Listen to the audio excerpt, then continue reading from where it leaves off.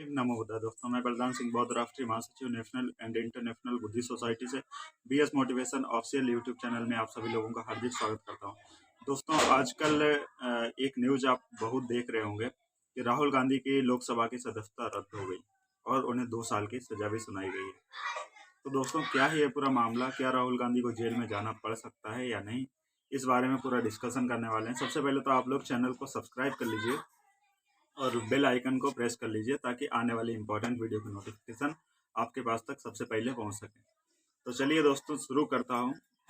और सवाल ये उठ रहा है कि देश की सबसे पुरानी राजनीतिक पार्टी के दिग्गज नेता राहुल गांधी अब क्या करेंगे? राहुल गांधी के पास अब क्या विकल्प है?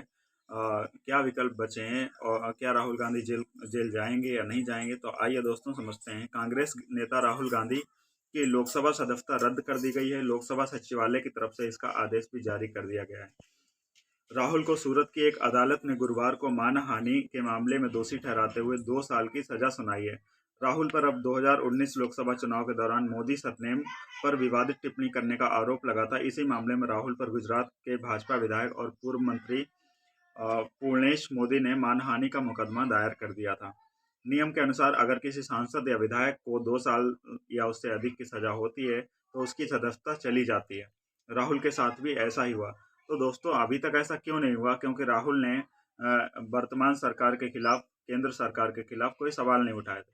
जब अडानी और मोदी के रिश्ते पर राहुल ने सवाल उठाए तो ये उसका जवाब नहीं दे पाए, इसलिए उन्होंने उनकी बोलती बंद करने के लिए एक साजिश के तहत मोदी सरनेम के मामले में उनको फंसाया और उनको 2 साल की सजा दिलाई और लोकसभा की सदस्यता रद्द करवाई।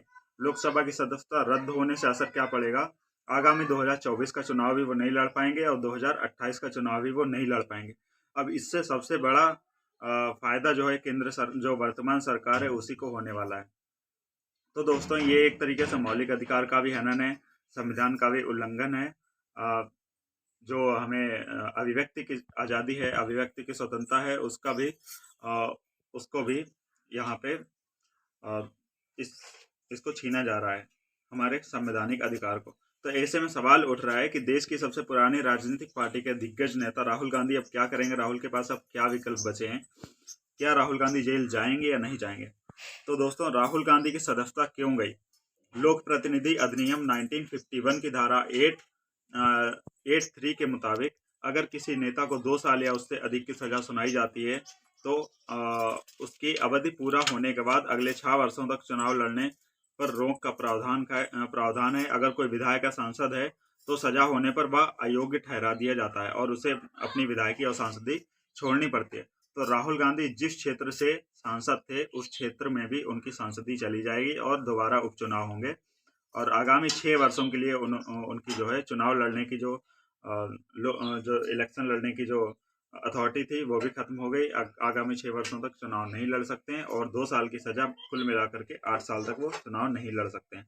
इसी नियम के तहत राहुल गांधी की सदस्यता चली गई। सुप्रीम कोर्ट के वरिष्ठ वकील अश्वनी उपाध्याय कहते हैं कि सूरत की जिस अदालत ने राहुल को सजा सुनाई है उस अदालत ने राहुल के फैसले के खिलाफ सेंसस कोर्ट में याचिका दायर करने के लिए 1 महीने का समय दिया है।